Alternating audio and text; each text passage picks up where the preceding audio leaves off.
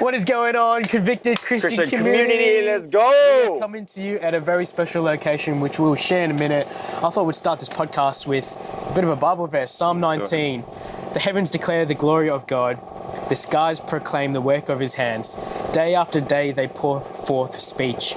Night after night they reveal knowledge. They have no speech, they have used no words, no sound is heard from them, yet their voice goes out into all the earth, their words to the ends of the world. CCC, how are we going? Where are we? Okay. We're in a very special location in this part of God's creation. We are here in Komodo Island. Actually, we're not even on Komodo Island. We're actually away from Labuan Bajo, and we've set sail for about a couple of hours out of the mainland. And look at the sunset. Truth be told, we actually have no idea where we are. We're on a boat, and the boat's taking us around to different places. But we are in a place near Bali, Indonesia. That's right. Selamat malam. Is it malam? Good evening. Now? Selamat malam. Yeah, Good that's evening. it. Good evening, everybody. Good evening, everybody. And terima kasih for joining us today. We're going to grab a seat, have a chat like we normally do, all right? Yeah, so let's come on over here. We're on this boat, and There's been a lot that's happened. We've been here for what, now 10 days? yeah, Did you say? it's been a wild 10 days as well. It hasn't been. A lot's happened. It hasn't been quiet. No, it hasn't. No. Do you want to give him a little bit of a recap? We've been to Very about short. 4 different locations, all right? We landed. Yep. We moved between places every 2 days, average. Yep. It's been about 10 days, so we'd say 4 We've to been 5 in locations. cars, boats, Planes. planes, We've been underwater underwater. a lot.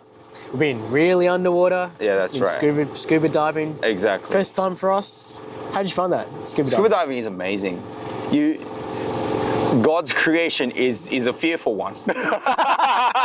when you look into the abyss of the waters, right? That's when you're just like, yep, Yeah. I got no idea what's going on there. You realize just how small you are, right? Exactly right. Just how small you are, and how much there has been prepared for us to see. Could it be that this isn't just a chance?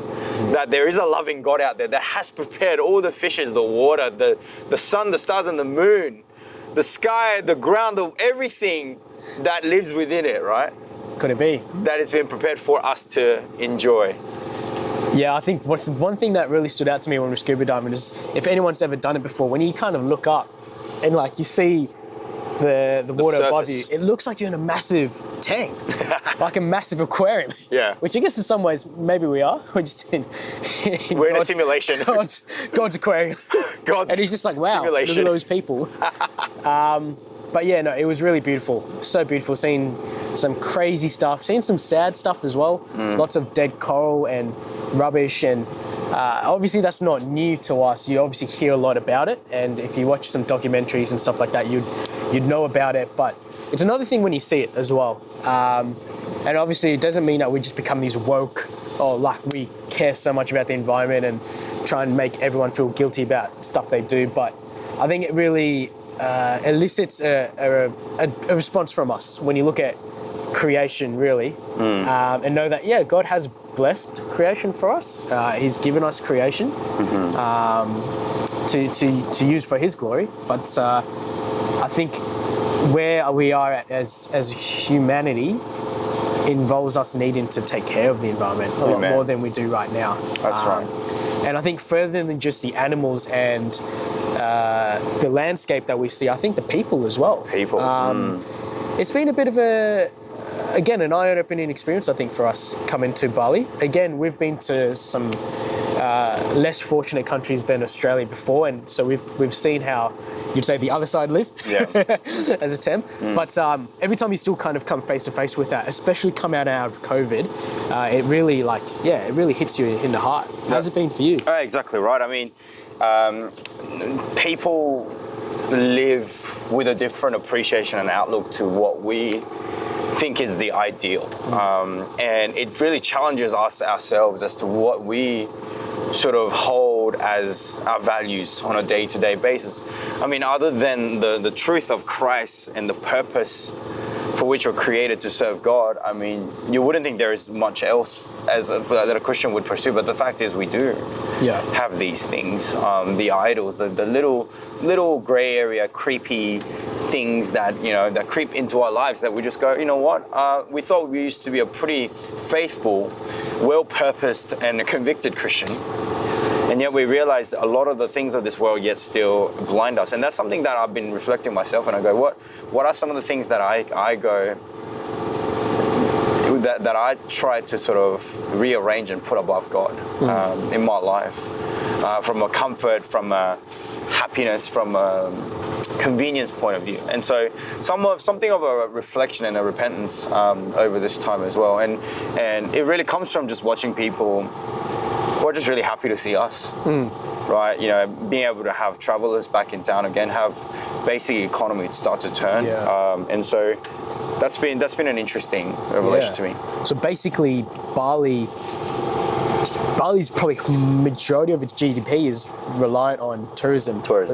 Would that be correct, producer? We've got an Indonesian producer for today. Right. Yep.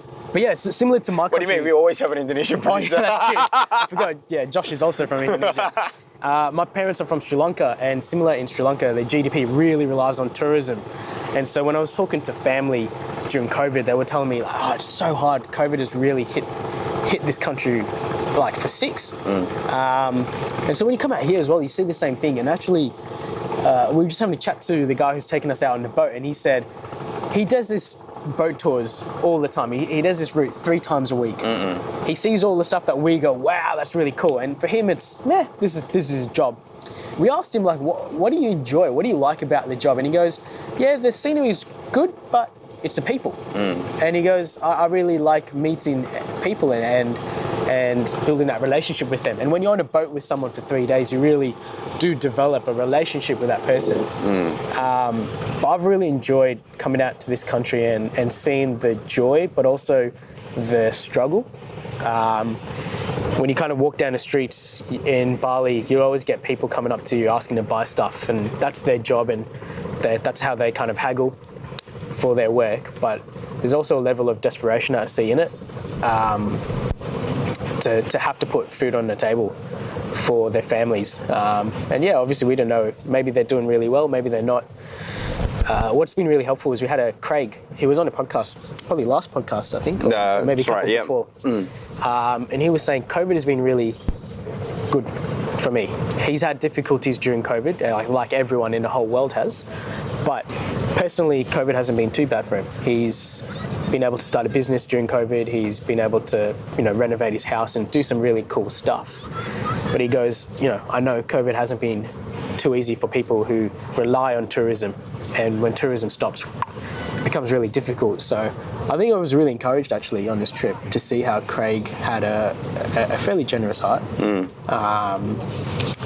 And I don't think he was necessarily doing it for the show of it as well. When you see the example of the guy who's just giving all this money and then that poor lady that gives a penny, when even the prayer as well, when the rabbi's praying that he's done this and this and this and this and this, and he's such a good person, and the other person just comes and beats their chest and says, I'm a sinner. I kind of see that in Craig. So I was really, really encouraged by that. Yeah, and how that has sort of spoken into our actions, dealing with people that we use the services from in this trip as well. I think that has been infectious for all the right reasons. Yeah, definitely. Really good. Speaking about the trip though, I do recommend anybody to go on a trip if you are in a position to be able to do so. There is much to see out there in the world.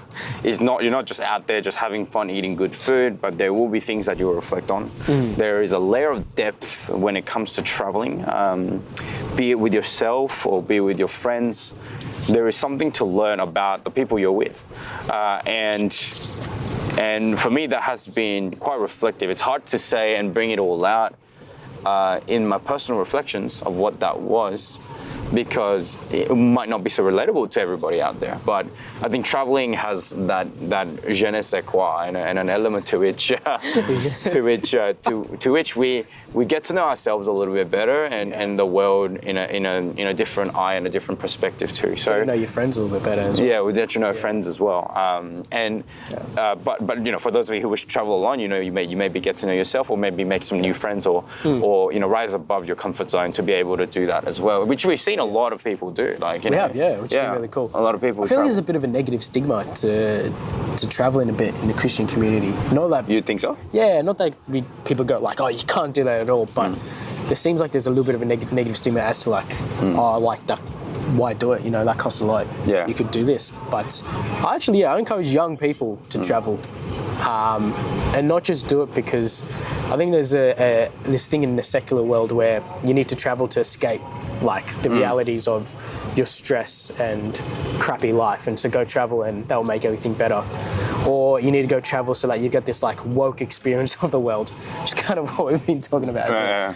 But I think Christians should travel because it widens your love and your desire for humanity and for God's creation, which is the stuff that we've kind of been talking about. It's kind of rooted in a love of Christ. And while you're young as well, you have a lot more time. That's right, and freedom. And I think really opening your heart and your eyes to see that when you are away is how I see that time away being the most efficient and the most useful. And I think that's why, you know, convicted Christian community, right? Go pick a Christian mate and get out there, you know, like, it's because your Christian mates are the ones that are going to keep you grounded, and those are the guys that are going to encourage you, rebuke you, sharpen you along the way, and hopefully you to them the same. Yeah. And not only will you build a better relationship with God, but you'll also build a better relationship with your friends. Hence the element of community, right? And when you're with friends, I don't know, there's something about being with friends that you become a lot more confident, and you're able to approach other people as well. And you look less creepy, I guess. But I don't want to stigmatize traveling alone, because traveling alone is still, I think it's still pretty. I'm going to be traveling alone later this year. Actually. Will you be? Yeah. Where do you plan to go? Zealand. New Zealand. For a week. Yeah. For 1 week. 1 week, yeah. Yeah, that should be all right. Interesting. Yeah. Well, we thought we'd just bring in this short, sharp podcast while on holiday. That's right. We're going to finish up with telling you that at the moment we are waiting for thousands plus bats to come. The guy who's running the boat was like, there's 1,000 bats out there, and if you want and you don't believe me, you can count them. Which I thought was pretty funny. Yeah. And he goes, thousands plus. So Thousands we're plus. waiting for thousands plus bats to just come across. Migrate over these islands. Which I'm looking forward to. I'm probably going to do some Batman references when Batman. but we love you. We care for you. We pray for you all the time. CCC. We'll catch you later. Be thankful this week. See ya. Peace.